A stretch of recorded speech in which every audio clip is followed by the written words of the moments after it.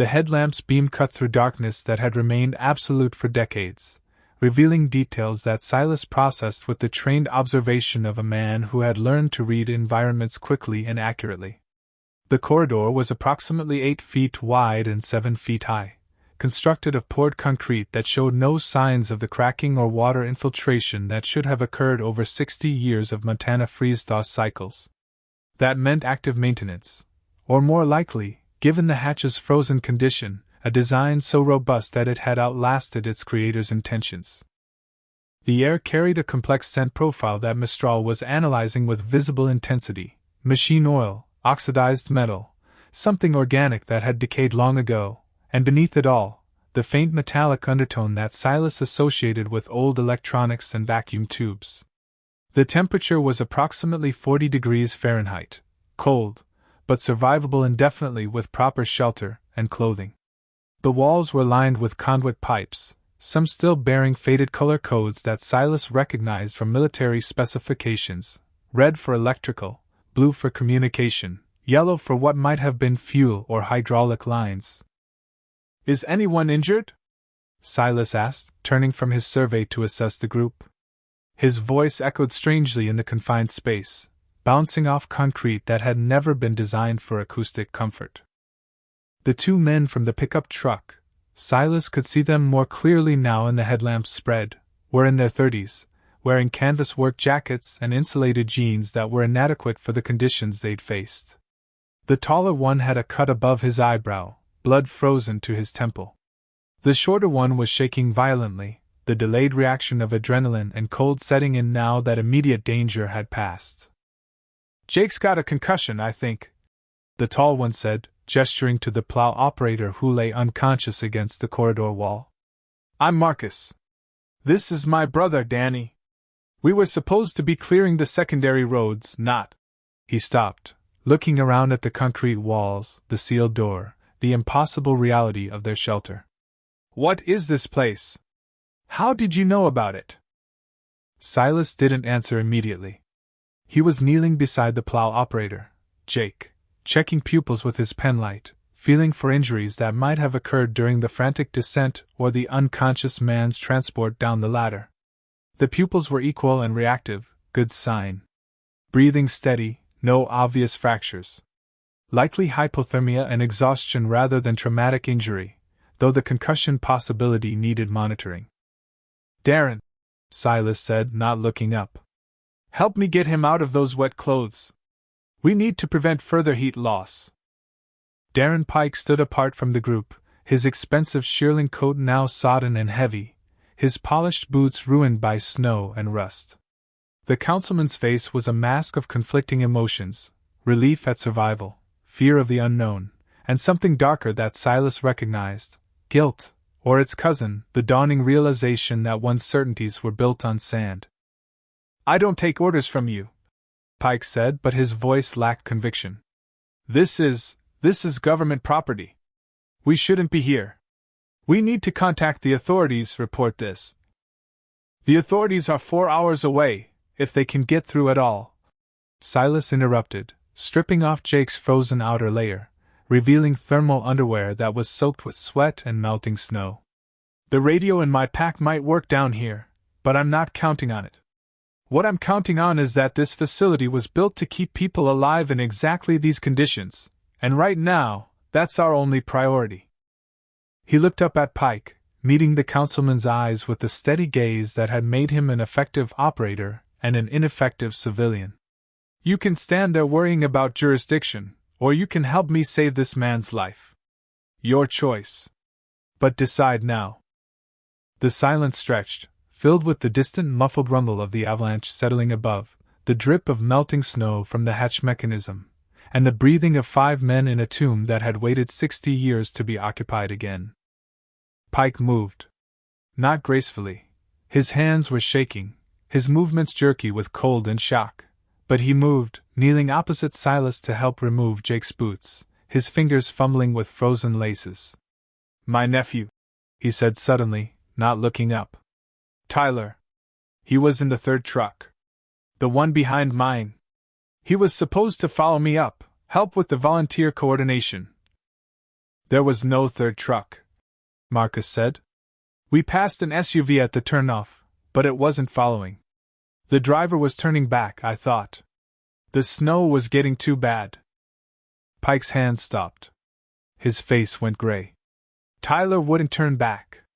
He wouldn't. He looked at Silas, and for the first time, the councilman's expression held something other than contempt or fear. It held pleading. You have to find him. You have to. I have to keep these men alive, Silas said quietly. That's my mission. That's always been my mission, even when you told the town I was dangerous. Even when you made sure I couldn't officially help anyone. He paused, letting the words land. But if Tyler is out there, if he's still alive, Mistral will find him. That's what he does. The dog, as if understanding his name, pressed forward from where he'd been guarding the corridor entrance, nose still working the air, body language alert but not alarmed. Silas reached out, found the handle on Mistral's jacket, and used the contact to center himself. The tactical connection, the physical reminder of partnership, helped him think past the anger that Pike's presence awakened. Marcus, Danny, I need you to help me establish a shelter protocol. We need to inventory this space, find anything that can help us survive until rescue or until we can safely evacuate. Dry clothing, heat sources, medical supplies, communication equipment. The people who built this place expected to use it in emergencies. There will be resources. And him? Danny asked, nodding toward Pike, who had resumed working on Jake's boots with the desperate energy of a man trying to outrun his thoughts. He helps, or he stays out of the way. Either way, we don't have time for politics. Silas stood, knee protesting, and turned his headlamp toward the sealed door at the corridor's end. I'm going to find out what this place is. Mistral, stay. Guard. The command was unnecessary. The dog would have stayed regardless, reading the situation with the intelligence that had made German Shepherds the preferred breed for military and police work for over a century. But Silas needed the ritual of it, the familiar structure of command and response in a situation that was rapidly exceeding his experience. He approached the door. Up close, the construction details became more apparent. The metal was steel, at least half an inch thick, with a honeycomb reinforcement pattern visible at the edges where paint had chipped.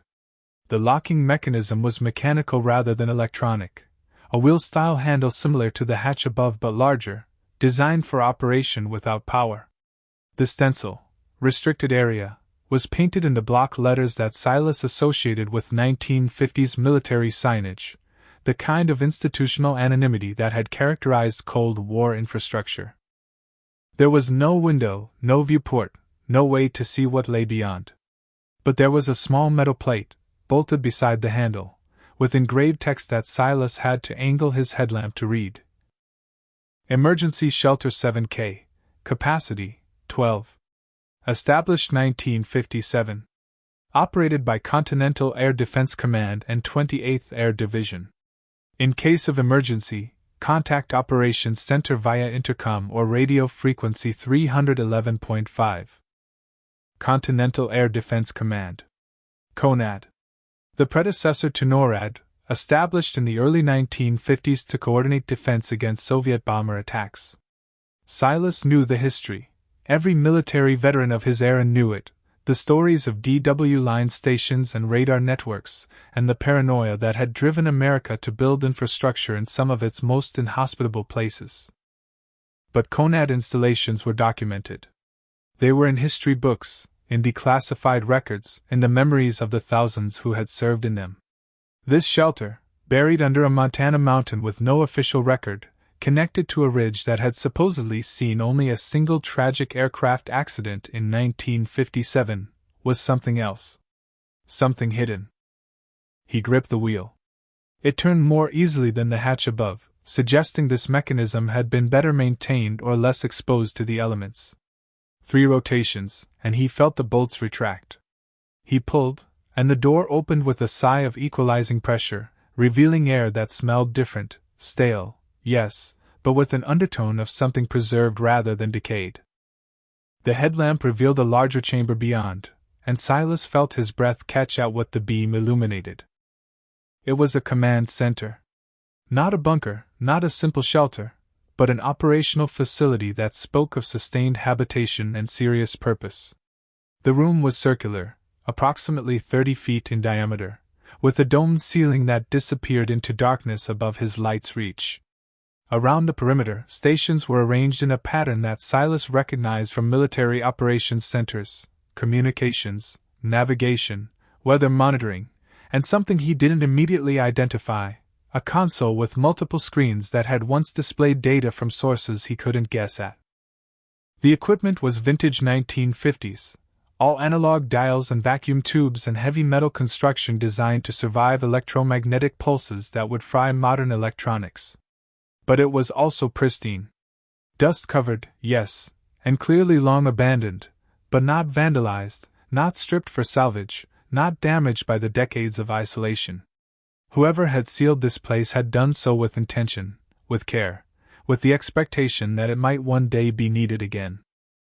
In the center of the room, a large table held what appeared to be a relief map of the surrounding terrain, built to scale with remarkable detail. Silas approached it, recognizing features he knew intimately: the ridge, the avalanche bowl, the old logging roads, the granite outcrops that marked safe passage through dangerous terrain. And marked on the map, in red pins that had faded to rust color, locations that corresponded to nothing in his knowledge of the area. He was still studying the map when Mistral's bark echoed down the corridor, a single sharp report, the alert signal that meant the dog had detected something significant. Silas turned, hand instinctively finding the knife on his belt, not a weapon, a tool, but available if needed, and moved back toward the entrance. What he found was Hannah Vale. She was descending the ladder, moving with the careful precision of someone who had done this before, who understood that haste in confined spaces led to injury. Her burgundy knit cap was gone, lost somewhere in the storm, and her ash-brown hair hung in frozen strands around a face that showed the strain of impossible choices. She wore a county emergency jacket over her parka, and in one hand she carried a medical kit that Silas recognized as the advanced trauma unit kept at the Emergency Coordination Center. Hannah. Silas moved to help her down the last few rungs, steadying her elbow as she stepped onto the concrete. How did you? Your radio. She was breathing hard, either from exertion or from the adrenaline of whatever she'd done to reach this place. It cut out, but I caught enough before it died. You said underground shelter and 400 yards downslope from the dead pines. I knew the area. I grew up here, remember? My grandfather used to warn me about the ridge, told me never to play near the metal trees. She looked past him, into the corridor, toward the sounds of voices and the glow of other light sources. You actually found it. God, Silas, you actually found it. How many are with you? Just me. I came on snowmobile as far as I could, then on foot. The avalanche. She stopped, her face crumpling for a moment before the professional mask reasserted itself. The avalanche buried the road completely. The rescue team can't get through. I couldn't raise anyone on the radio, so I came alone. I had to know. Had to see if you were. She didn't finish the sentence. Didn't need to. If I was crazy, Silas finished for her. If this was another delusion. Another symptom of the grief that made me unreliable. Silas. It's okay, Hannah. I stopped needing your belief a long time ago. He turned, gesturing toward the command center. But since you're here, you should see what I've found. What Caleb was looking for. What your town council has been hiding for 60 years.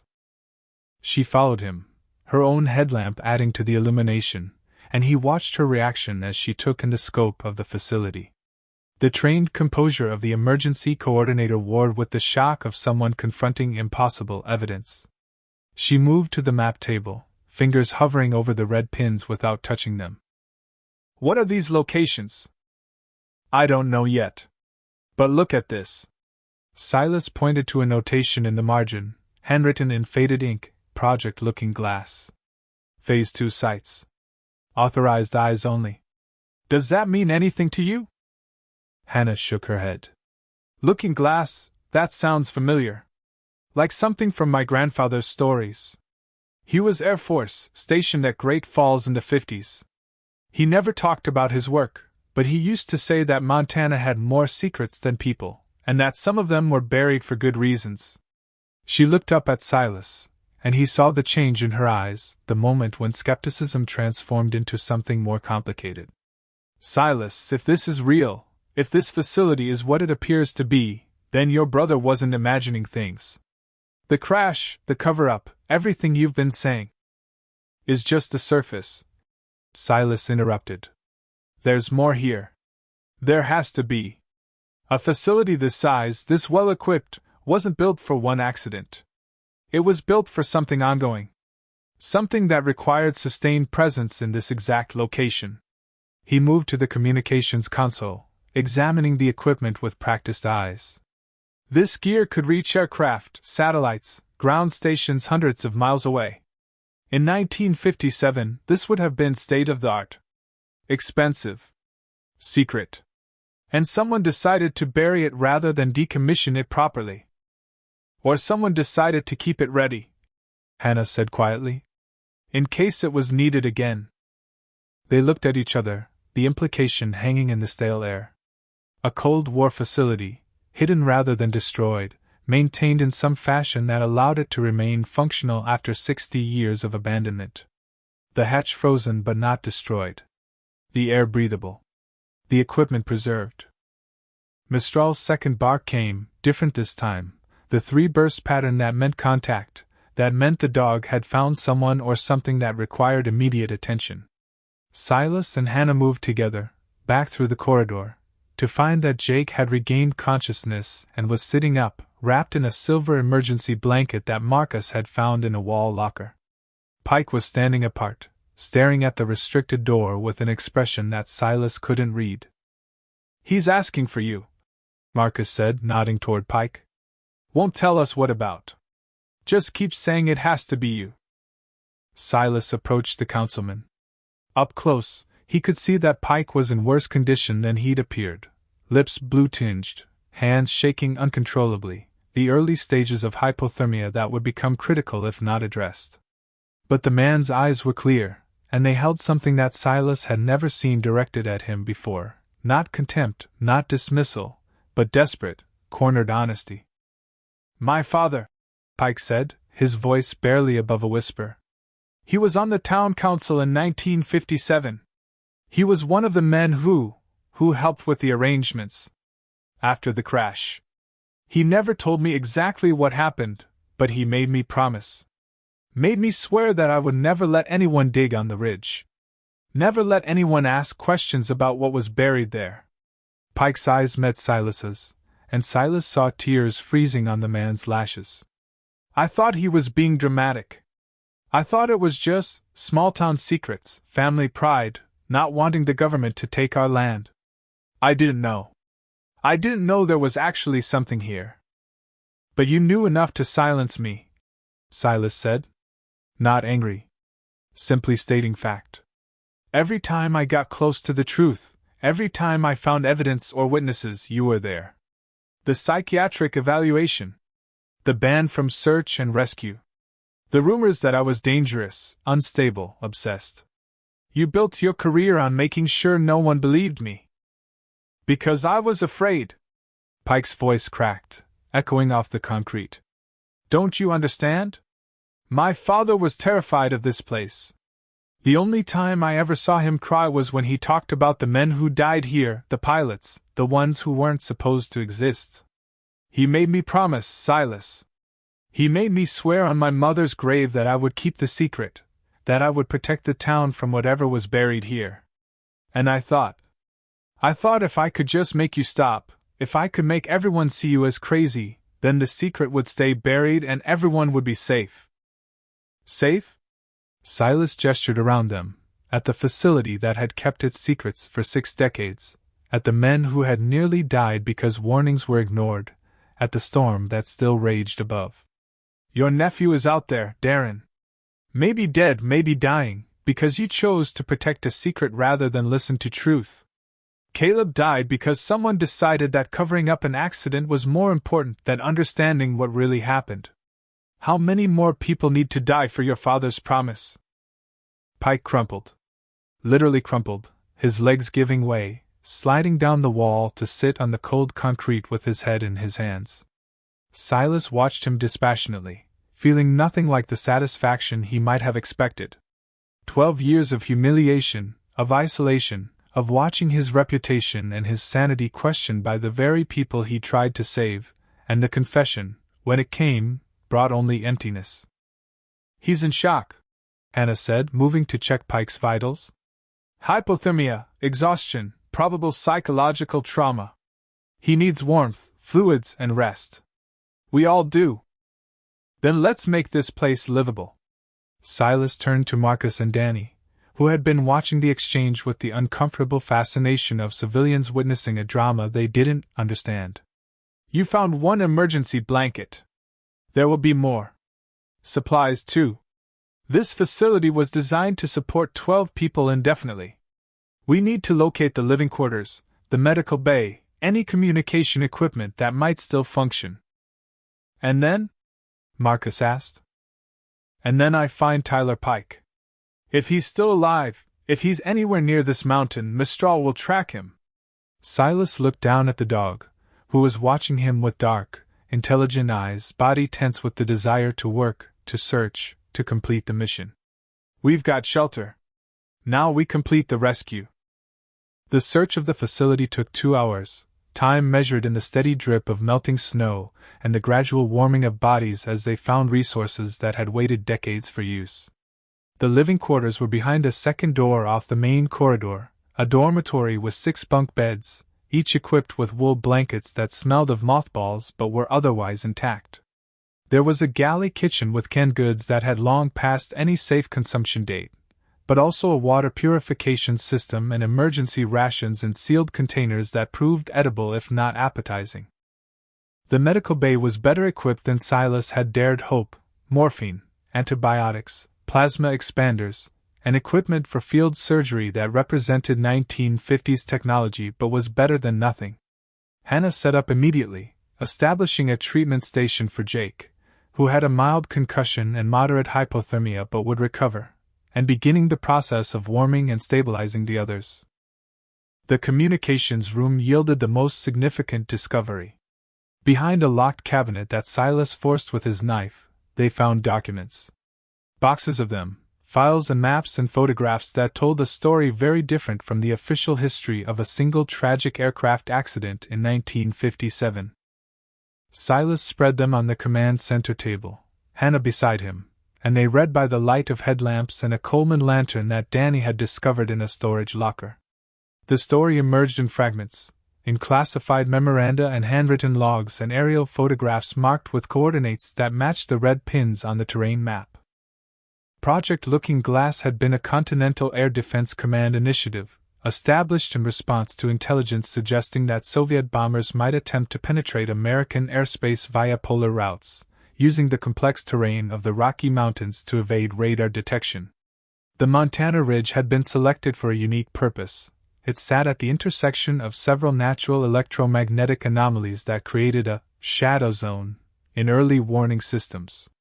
Aircraft flying specific approaches could effectively disappear from conventional detection.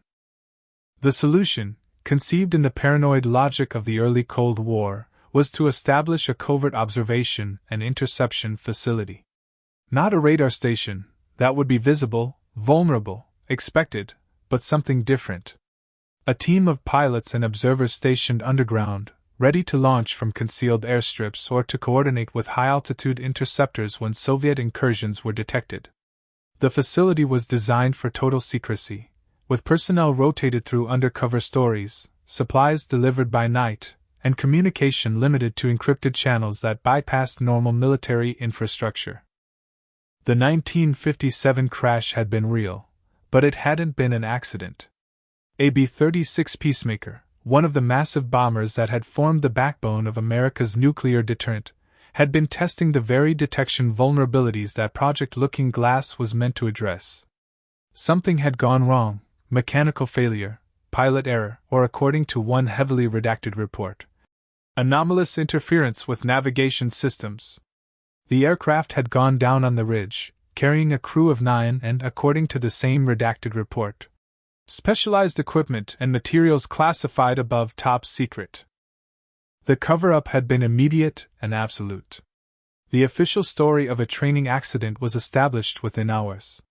The recovery operation had been conducted by personnel who didn't exist, using equipment that wasn't logged, removing debris that was never catalogued. And the decision had been made, not to decommission Project Looking Glass, but to bury it. Literally. Seal the facility, remove all surface indicators, and maintain the secret through generations of local officials who were bound by oaths and fear and the knowledge that some truths were too dangerous to reveal. Caleb had found something. Silas was certain of it now. His brother's journal entries about metallic sounds and strange lights, his references to the 1957 incident, his growing conviction that the official story was a lie, all of it pointed to discovery. Caleb had been close to finding this facility, or to finding evidence of its existence, and someone had decided that his search needed to end. The avalanche that had killed him. The convenient cornice collapse. The body recovered in spring when winter had erased any evidence of what might have really happened. Silas's hands were shaking as he read the final document in the box, a handwritten letter dated 3 days before the official sealing of the facility, from the project commander to his superiors. The pilots deserved to be remembered, it read. Their families deserved to know they died serving their country, not in some anonymous training accident. I am leaving this record in the hope that someday, when the world is different, when the secrets no longer matter, someone will tell the truth. The vault contains their personal effects, their final messages, the evidence of who they were. Do not let them be forgotten. There was a vault within the vault. A sealed chamber that held the human cost of this secret. Silas. Hannah's voice was gentle, her hand on his arm. We need to talk about what comes next. The storm is still raging and... I know where Tyler is. The words came from somewhere beyond thought, from the pattern-matching part of his brain that had spent 12 years assembling fragments of truth. The red pins on the map. Their emergency shelters. Supply caches. Places where Project Looking Glass personnel could survive if the main facility was compromised. There's one marked at the head of the northern ravine, about 2 miles from here. If Tyler turned back, if he tried to find shelter when the storm hit, that's where he would have gone. 2 miles in these conditions. I know the terrain. I've mapped it in my mind 1,000 times. Silas was already moving, gathering his gear, checking Mistral's jacket and paws. Hannah, you have medical training. You have emergency management experience. These men need you here. But Tyler, if he's out there, if he's alive, he needs me. He needs what I can do. And if you're wrong?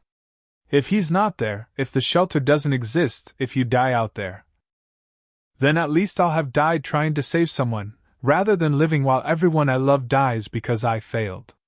Silas met her eyes, and he saw in them the reflection of his own exhaustion, his own damage, his own desperate need to finally be useful. 12 years, Hannah. 12 years of being told I was crazy, of watching people die because no one would listen. I can't do that again. I can't sit in safety while someone freezes to death because I was afraid. She was quiet for a long moment. Then she reached into her medical kit and produced a satellite phone, bulkier than a cell phone, powered by a battery pack, capable of communicating through weather that killed normal signals. It's supposed to work in any conditions, she said. I've never tested it. But if you find him, if you need extraction or medical support, try to reach me. I'll be listening. Silas took the phone, feeling the weight of trust that it represented. Thank you? Don't thank me. Just come back. She paused, then added, and Silas? I'm sorry. For not believing you. For letting Darren and the others convince me that your pain was pathology rather than truth. I should have known. I should have seen. You're seeing now, Silas said. That's what matters. He turned to Mistral, who was already at the ladder, nose pointing upward toward the storm that still waited above. "Ready, partner?" The dog's answer was a low whine of anticipation, the sound of a working animal who understood that the search was about to begin. They climbed into the blizzard. The world had transformed in the hours they'd been underground. The avalanche had reshaped the landscape, burying familiar landmarks under tons of debris, creating new terrain where old paths had existed. Visibility was near zero, the wind driving snow in horizontal sheets that erased horizon and ground and sky into a single white void.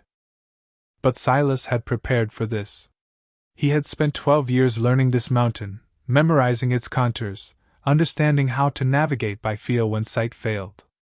He knew that the northern ravine lay approximately 15 degrees east of magnetic north from the facility entrance. He knew that the terrain descended for 200 yards before rising again toward the ridge line. He knew that the emergency shelter, if it existed, would be marked by the same dead pines that had indicated the main facility, trees killed by the same electromagnetic anomalies or soil disruption that had affected the area around the hatch. Mistral led. The dog moved with certainty that Silas had learned not to question, following scent trails that existed only in canine perception, navigating through the storm with instincts that predated human technology.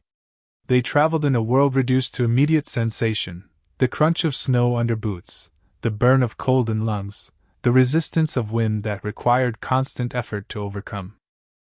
Time became fluid. Distance became meaningless. They walked, and stopped, and listened, and walked again.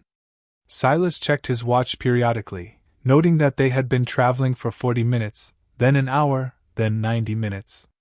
The conditions were worsening, his core temperature dropping despite the exertion, his fingers going numb inside his gloves. He knew the symptoms of hypothermia, knew that judgment would be the first ability to fail, and he forced himself to maintain discipline, to check his bearings, to verify that they were still on course. The ravine announced itself with a change in the wind's sound, a deeper resonance that indicated open space below. Silas approached carefully, aware that avalanche conditions meant that any slope could release without warning. The map had shown the shelter on the eastern wall of the ravine, protected from the prevailing winds, accessible by a ledge system that had probably been improved by the Project Looking Glass construction teams. Mistral found the first marker, a metal stake, rusted but still visible, driven into a crack in the granite. Silas examined it, recognizing military-issue survey equipment from the 1950s. They were close. The dog moved faster now, nose working overtime, body language shifting from general search to specific target acquisition. They descended into the ravine, moving along the eastern wall where an overhang provided marginal protection from the worst of the wind. And there, half buried in a drift that had formed against the rock face, Silas saw it, another hatch, smaller than the main facility entrance but constructed to the same specifications, with the same will-lock mechanism and the same absence of identifying marks. Mistral was digging, pawing at the snow with desperate energy. Silas joined him, using his hands, then his knife, then his entire body weight to clear the hatch. The wheel turned. The hatch opened. And from the darkness below, Silas heard a sound that made him fall to his knees in relief and grief and the terrible weight of hope, a human voice, weak but alive, calling for help. "Tyler?" Silas shouted into the opening. "Tyler Pike, is that you?" "Yes. Yes, please, I can't feel my legs, I can't. I'm coming down. Stay calm. Help is here." The descent was awkward, the ladder iced over, the space below claustrophobic compared to the main facility. But Silas found him, a young man, maybe 19, dressed in clothing utterly inadequate for mountain conditions, huddled in a corner of a space that was little more than a reinforced cave with emergency supplies. Tyler Pike was hypothermic, possibly frostbitten, dehydrated, and showing signs of psychological shock, but he was alive. Silas worked quickly, following the protocols that had been drilled into him through years of training and tempered by years of isolation. He checked for injuries, found none serious, began the process of warming and hydration using supplies from the shelter cache.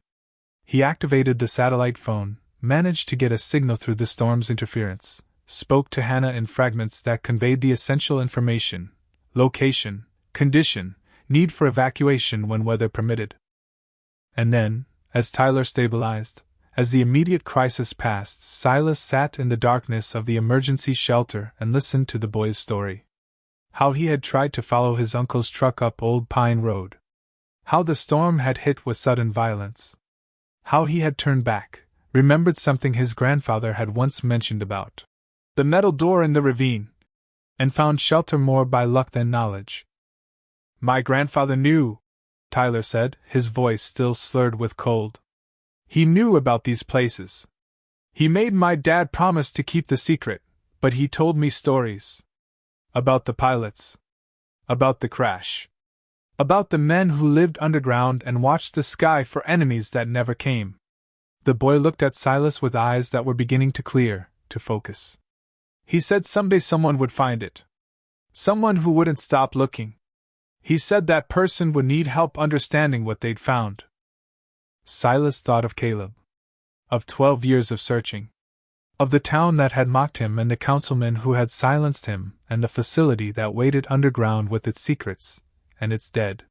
He thought of Hannah, who was finally beginning to believe.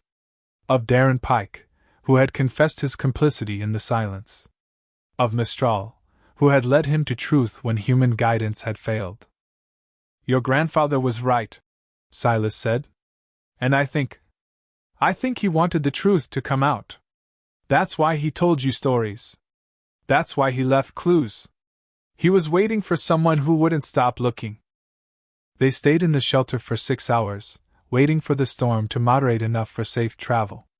Silas used the time to stabilize Tyler, to organize the supplies they would need for the return journey, to plan the route back to the main facility that would avoid the worst avalanche terrain. He slept in fragments, Mistral warming his feet, the dog's presence a constant reassurance that he was not alone, that he had never truly been alone even in his isolation. When they finally emerged, the storm was beginning to break. Not clearing, the sky was still low and gray, snow still falling, but the wind had dropped, visibility expanding to hundreds of yards, the whiteout conditions giving way to merely terrible weather. Silas supported Tyler, guiding him through drifts that came to their waists, following the route that Mistral indicated with unerring accuracy. They reached the main facility as darkness was falling, Hannah meeting them at the hatch with medical equipment, and relief that showed in her face as clearly as any words. Tyler was transferred to the medical bay, warmed, treated, monitored. Silas sat in the command center, too exhausted to move, and watched Hannah work with the competence that he had always respected, even when she had doubted him. "You found him," she said, when she finally joined him. "You were right about everything. The shelter, the location, the fact that he was still alive." "I had help." Silas reached down, found Mistral's handle, held on. "I always had help. I just needed people to see it. Everyone sees it now." Hannah sat beside him, close enough that he could feel the warmth of her body, the living heat that meant survival. Darren told the others. About his father, about the promises, about why he silenced you. They're ashamed, Silas. Marcus, Danny, even Jake when he's conscious enough to understand. They know what they did to you. What the town did to you. Knowing isn't enough. Silas's voice was rough with exhaustion, with the emotion he had suppressed for 12 years.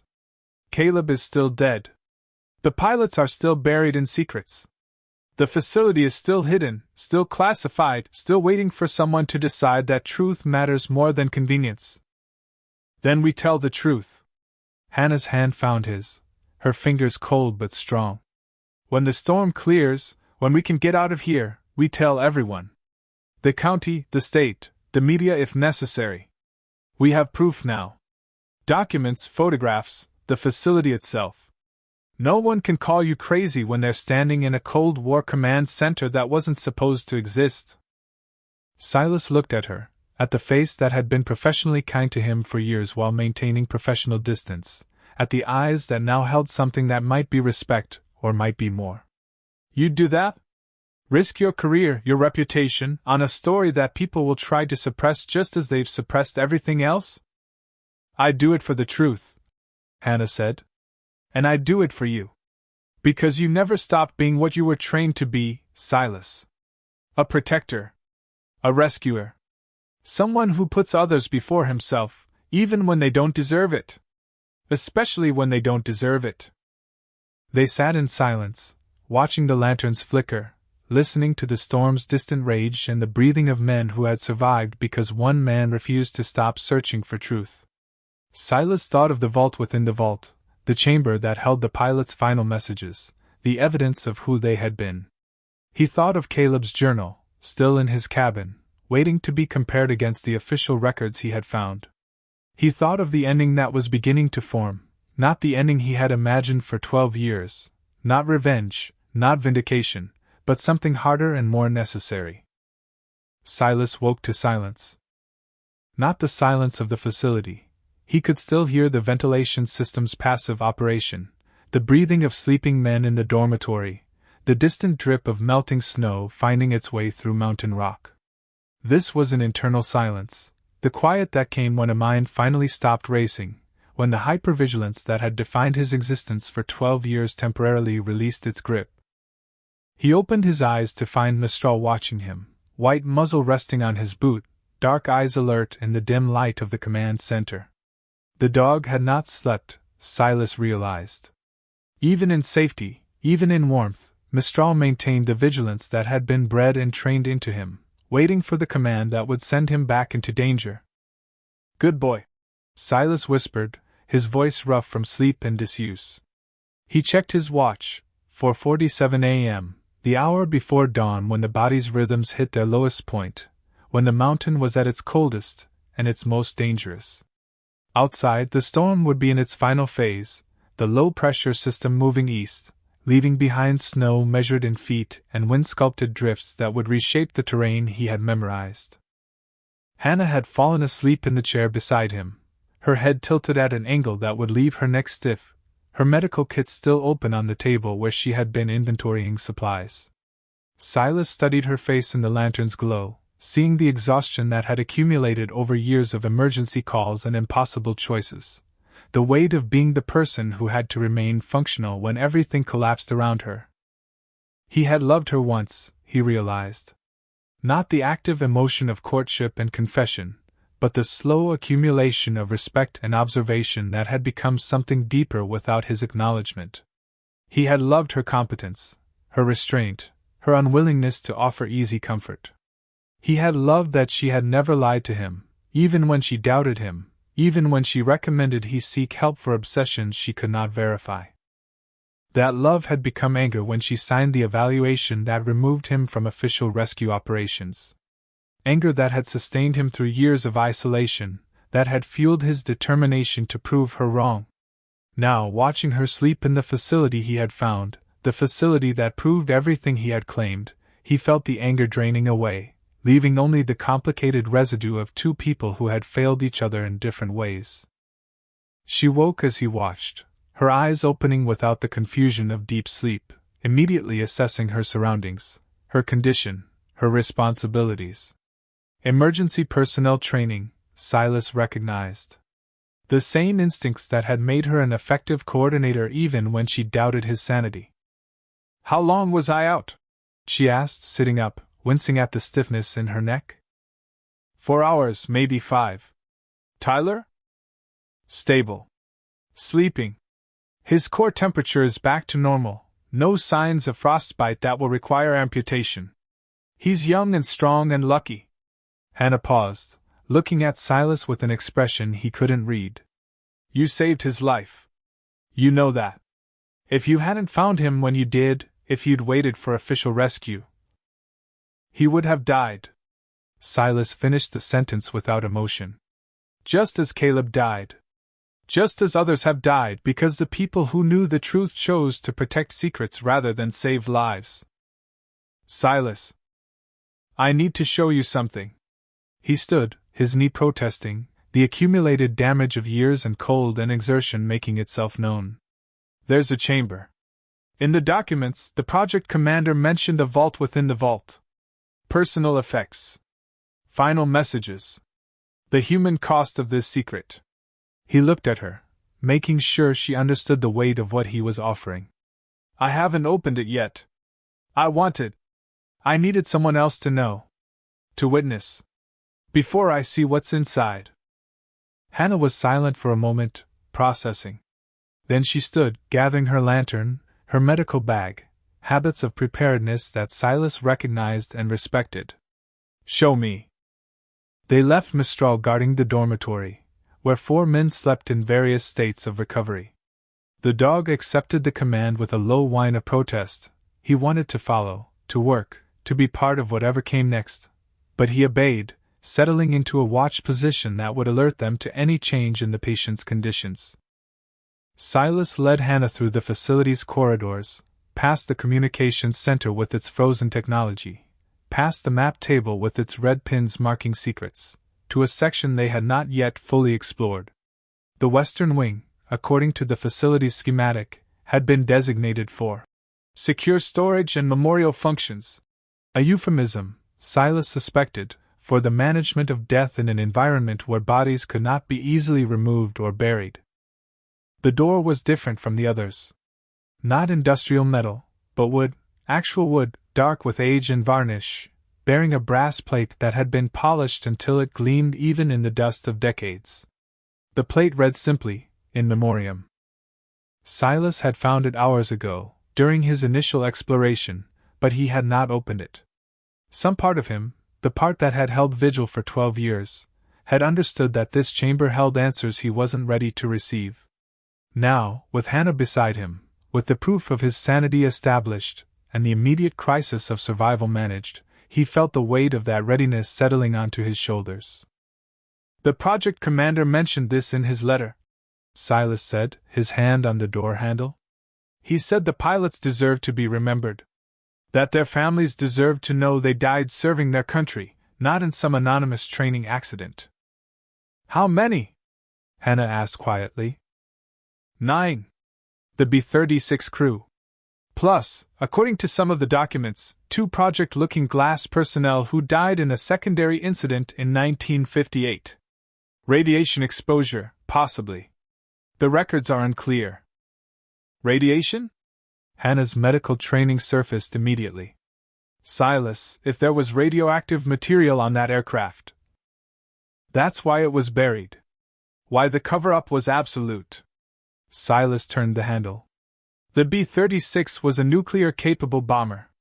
It may have been carrying a weapon, or weapon components, when it went down. The crash site was contaminated. The facility was designed not just for observation, but for containment. For making sure that whatever fell on that ridge didn't spread beyond this mountain. The door opened on darkness that smelled of cedar and old paper and the particular stillness of spaces that had been sealed against time. Silas's lantern revealed a room that was part chapel, part archive, part museum, a space designed for grief and memory in an environment that offered no other outlet for either. The walls were lined with lockers, 12 of them, each bearing a nameplate and a photograph. The photographs were black and white military portraits of young men in flight suits, their expressions ranging from serious to smiling, frozen in the confidence of youth and the certainty of purpose. Silas moved along the row, reading names: Captain James R. Morrison, Lieutenant Thomas K. Vale, Sergeant Michael A. Boone. He stopped, stared, felt the floor tilt beneath his feet. Boone. Sergeant Michael A. Boone, flight engineer, age 24. The photograph showed a young man with Silas's jawline, Silas's pale storm blue eyes, the same intensity that Silas saw in his own mirror. The family resemblance was unmistakable, the genetic thread stretching across decades to connect him to a man he had never known existed. Silas? Hannah was beside him, her hand on his arm, her voice distant through the roaring in his ears. Silas, what is it? What's wrong? My uncle. The words came from somewhere outside himself, from the part of his mind that was still functioning while the rest reeled from revelation. My father's brother. He disappeared before I was born. Family legend said he went west, joined the military, died in a car accident in California.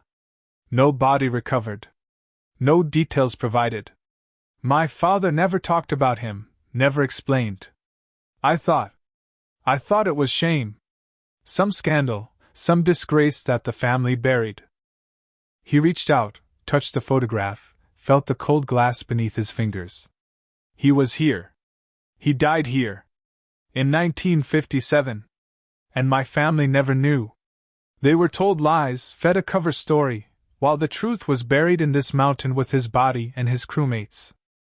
Hannah was reading the other nameplates, her face growing pale in the lantern light. Thomas Vale. Lieutenant Thomas K. Vale. That's my grandfather's brother. The one who died in a training accident in Texas. The one my grandmother refused to discuss, whose name made my grandfather weep when it was mentioned.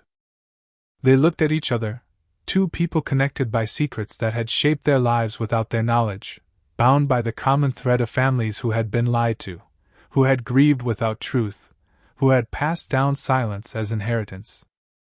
All of them, Silas said, moving along the row, reading each name, each rank, each age that seemed younger with every photograph. All of them had families. All of them were told stories that didn't match reality. The project commander was right. They deserved to be remembered. They deserved to have their service acknowledged, their sacrifice honored. Instead, they became ghosts. Secrets. Casualties of a war that never happened, buried deeper than their bodies. In the center of the room, a table held the personal effects that had been collected before the facility was sealed. Flight logs, written in handwriting that Silas could barely decipher after decades of fading. Letters, some sealed, some opened, addressed to mothers and wives and children who would never receive them. And a tape recorder, reel-to-reel, the kind used for official documentation in the era before cassettes, with a handwritten label that read, Final Statements. October 14, 1957. Silas stared at the recorder.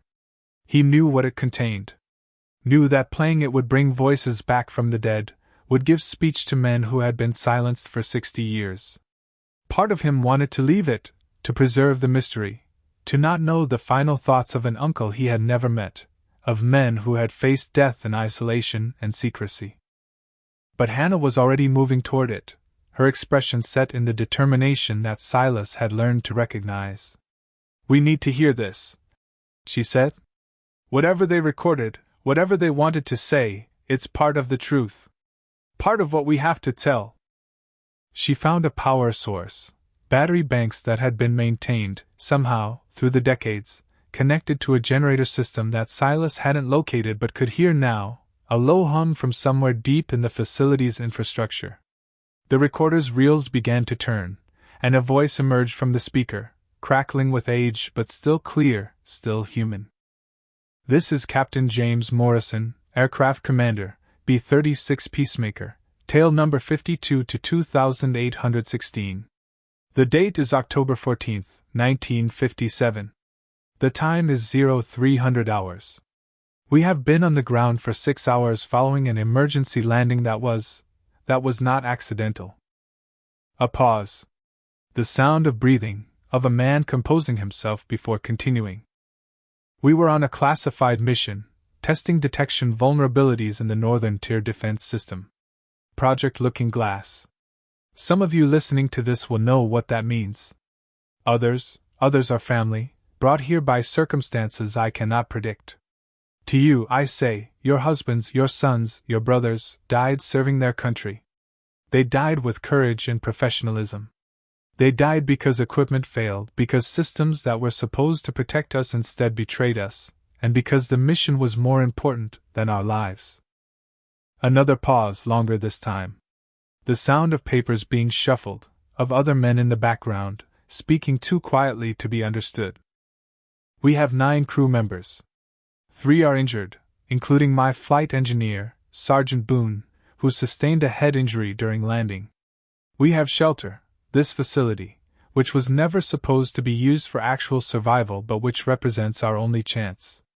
We have supplies for 72 hours. We have radiation exposure from damaged components that will likely kill us within weeks even if rescue arrives. The voice hardened, gained the edge of command that Silas recognized from his own military experience, the tone that covered fear with responsibility. But we have something else. We have knowledge. We know what brought us down, and it was not mechanical failure. We experienced anomalous interference with our navigation systems. Electromagnetic phenomena that do not match any known natural or artificial source. We were not the first. Project Looking Glass has recorded 17 similar incidents in this region since 1954. Aircraft losing orientation, instruments malfunctioning, crews reporting, phenomena that cannot be explained by conventional science. Silas felt Hannah's hand find his, their fingers interlacing with the desperation of people who needed human contact to process the impossible. I am recording this because I do not believe we will be rescued. The protocols for Project Looking Glass are clear. In the event of compromise, containment takes priority over personnel recovery. We know too much. We have seen too much. And so we will be buried with our secrets, our deaths attributed to training accidents or mechanical failures or any of the other explanations that have served to hide the truth. But I refuse to let that truth die with us. This facility contains records, photographs, sensor data, witness statements, that prove what we have encountered. I have left instructions for their preservation. I have done everything in my power to ensure that someday, someone will find what we have found, will know what we have known. The captain's voice softened, became personal, became the voice of a man facing his own death rather than a commander reporting to superiors. To my wife, Margaret, I love you. I am sorry. I am sorry for the secrets I kept, for the absences you endured, for the life we never had because I believed that duty mattered more than happiness. I was wrong. In these final hours, I understand that nothing matters more than the people we love. Nothing. To my crew, you have served with honor. You have faced the unknown with courage that I can barely comprehend. Whatever comes next, rescue or death or something stranger, I am proud to have commanded you. I am proud to call you brothers. The recording ended. The reels stopped turning. In the silence that followed, Silas and Hannah stood motionless, holding each other in the darkness of a tomb that had waited 60 years to fulfill its purpose. He knew, Silas finally said. Morrison knew they wouldn't be rescued. He knew the cover-up would happen, that they would be erased from history. And he still recorded the truth. Still left it for someone to find. Your uncle, Hannah said. Michael Boone. He was here. He was part of this. And your brother Caleb. Caleb must have found something. Some reference, some clue that led him to investigate. Caleb was obsessed with aircraft accidents. He had files on every crash in Montana history, going back to the 1920s. He must have found discrepancies in the official story of the B-36 incident. Must have started asking questions that someone decided shouldn't be asked. Silas released Hannah's hand, moved back to the locker bearing his uncle's photograph. The avalanche that killed him. It wasn't an accident. It was this. The same force that brought down that aircraft. The same secret that couldn't be allowed to escape. He opened the locker. Inside, carefully preserved, were the personal effects of a young man who had died before Silas was born. A wallet containing photographs of people Silas didn't recognize. A watch stopped at 3:47, a letter addressed to my dearest brother, that Silas couldn't bring himself to read in front of Hannah. And a journal. Leather-bound, water-stained, filled with handwriting that matched the family documents Silas had inherited from his father. Michael Boone's final record, written in the hours before his death, describing what he had seen, what he had experienced, what he had come to believe about the phenomena that Project Looking Glass had been established to monitor. It's not Soviet, Silas read aloud from the final entry. It's not human. The electromagnetic signatures, the navigation anomalies, the visual phenomena reported by pilots, they're consistent across too many incidents, too many locations. Something is happening in these mountains. Something that predates our technology, our civilization, our understanding of physics. The project was never about defending against bombers. It was about understanding. About contact.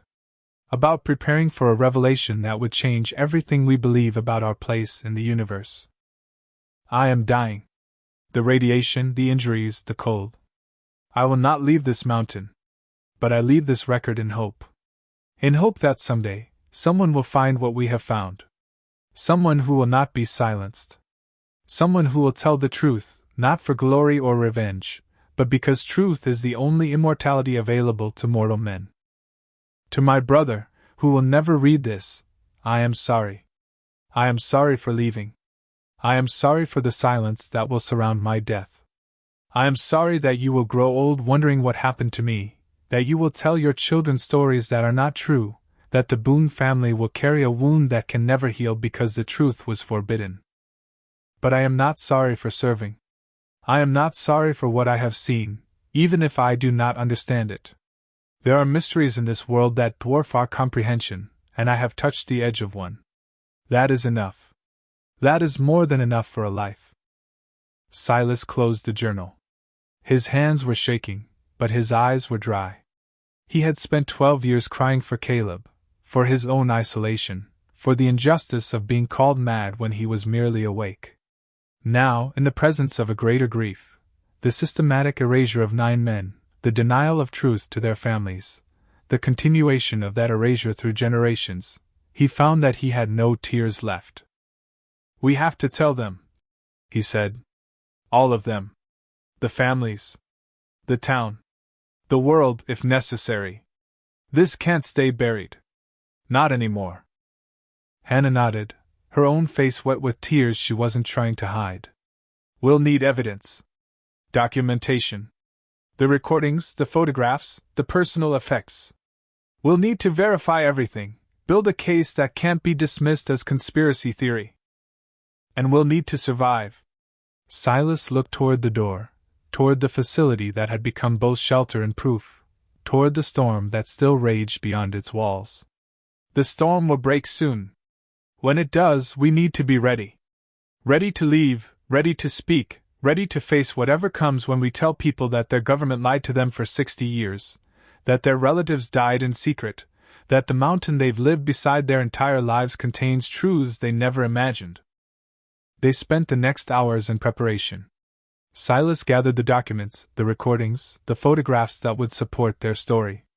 Hannah photographed everything with her phone, creating digital backups of analog evidence, ensuring that the proof could not be easily destroyed.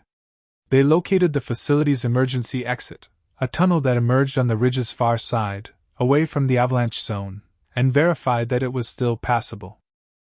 And they talked. Really talked, for the first time in years of professional distance and personal suspicion. Hannah told Silas about her grandfather's grief, the uncle she had never met, the way the family had accepted the official story because questioning it seemed disrespectful to the dead. Silas told her about Caleb's obsession, the journal that had started his own search, the moments of doubt when he wondered if the town was right, if he was truly losing his mind. They found, in those hours of shared confession, the foundation of something that might become trust, might become partnership, might become the collaboration that would be necessary to carry the truth from this mountain to the world that needed to hear it. Mistral found them in the memorial chamber, his whine of concern pulling them from their work. The dog led them back to the dormitory, where Jake was fully conscious and demanding to know what was happening, where Marcus and Danny were preparing hot food from the emergency stores, where Tyler Pike sat upright for the first time, his color returning, his eyes clear with the particular intensity of young people who have faced death and survived. And where Darren Pike waited, standing apart from the others, his face a mask of shame and desperate hope. "I heard you," he said, as Silas entered. "I heard what you found. My father knew about this. He helped seal it. Helped bury the truth." He looked at Silas, and Silas saw that the councilman had been crying, that the controlled demeanor he had maintained for years had finally cracked. "Tyler told me what you did. That you found him. That you saved him. After everything I did to you, you still.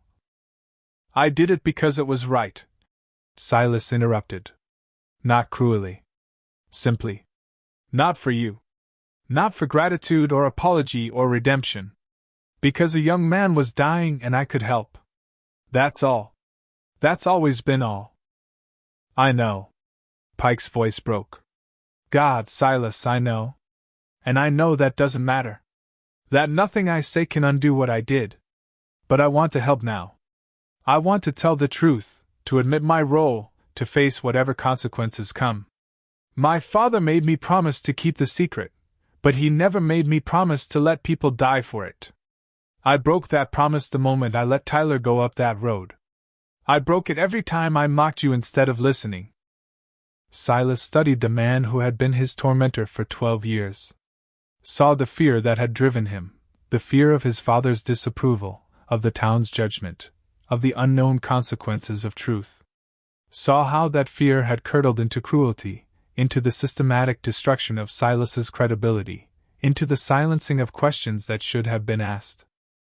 And saw, too, the possibility of change. Of a man who had faced his own death and found his courage wanting, who had watched his nephew rescued by the very person he had persecuted, who was offering what he had never offered before, honesty. You'll testify, Silas said.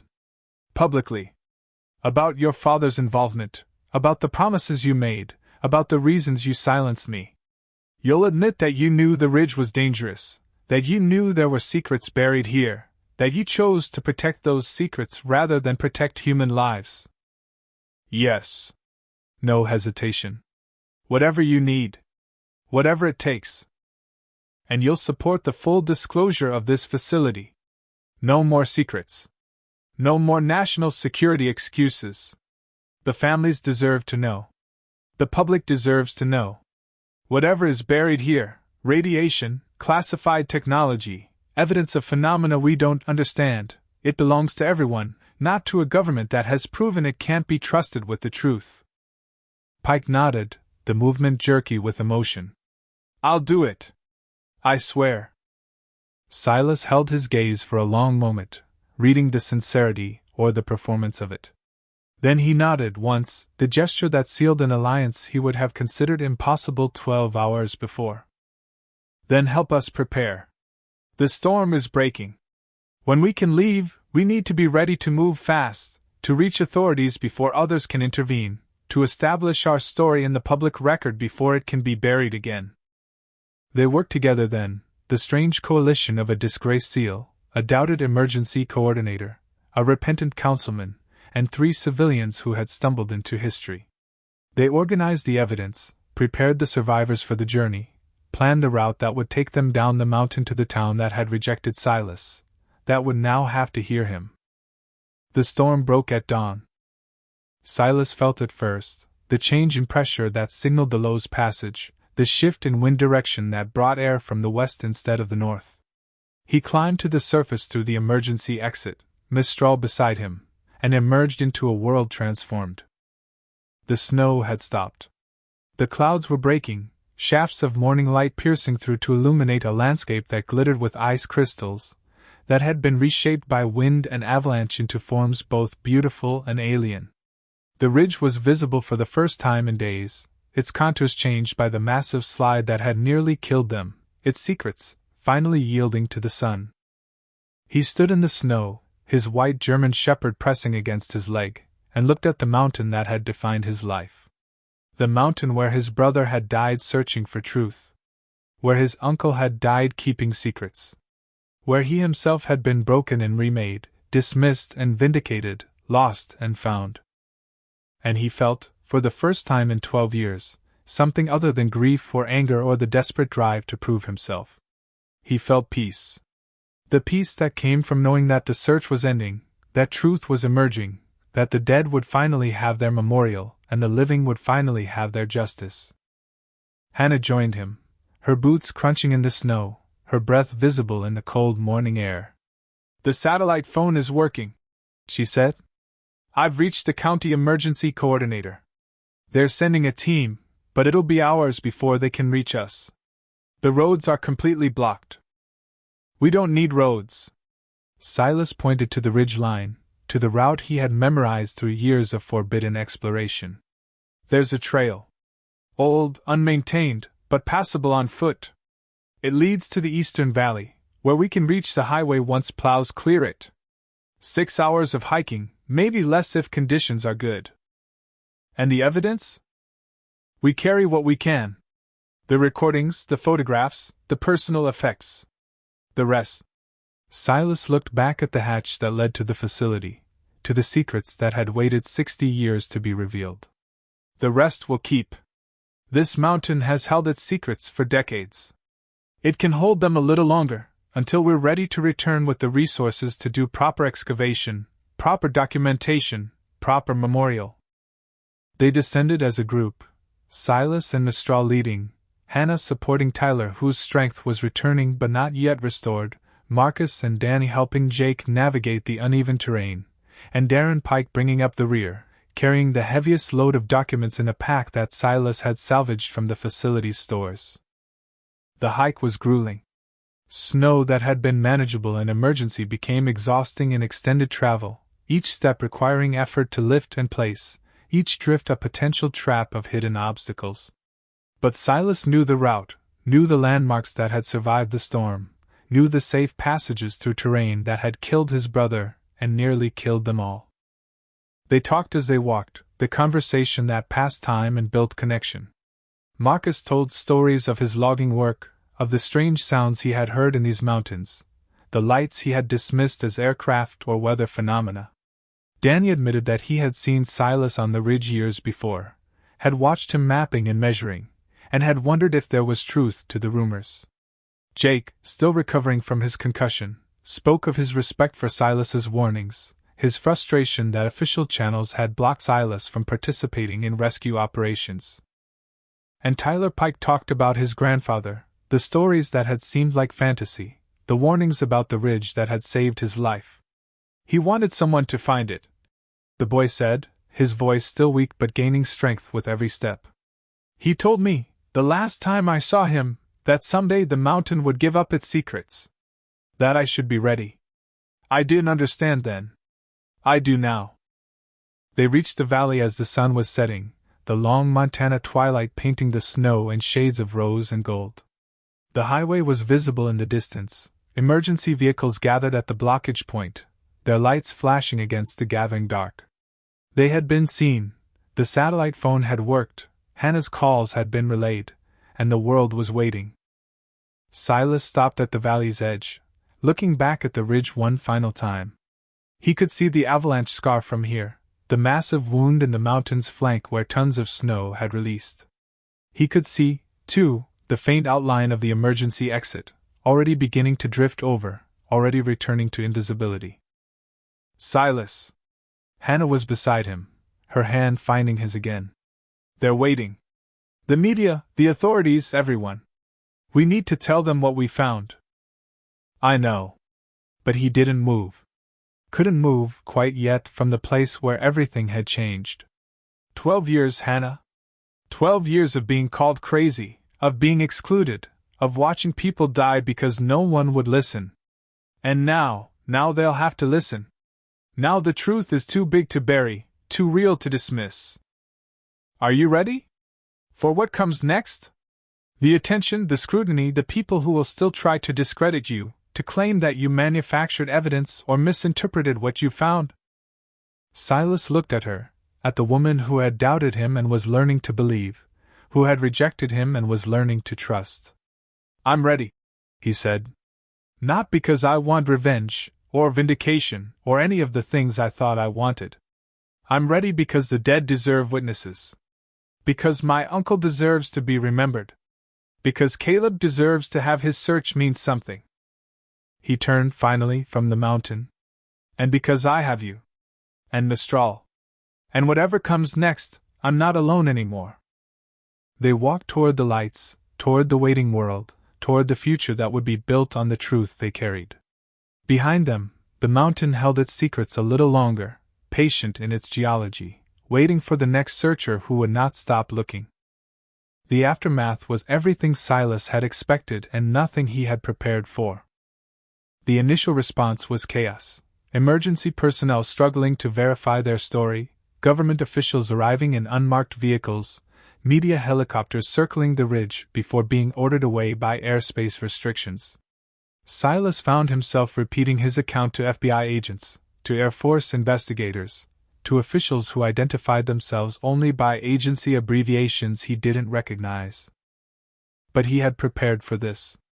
Had organized his evidence, documented his timeline, established corroborating witnesses in Hannah and Tyler, and, most surprisingly, Darren Pike. The councilman's public confession, delivered at a press conference that Silas had not requested but did not refuse, transformed the narrative from delusional veteran claims conspiracy to town official admits 60-year cover-up of military deaths. The facility was secured within 48 hours. Silas learned later that it had been designated a federal archaeological site, protected by law from destruction or further concealment. The families of the B-36 crew were notified, finally, of the true circumstances of their relatives' deaths. The Boone family, Silas's own extended network of cousins and uncles and aunts, learned that Michael had not abandoned them, had not died in shame, but had served with honor in a secret they had never been cleared to know. Caleb's death was reinvestigated.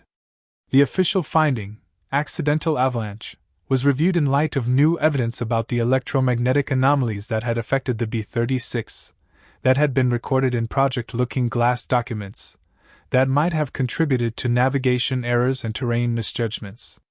The conclusion was inconclusive, but the question was officially asked, and that was more than Silas had ever expected.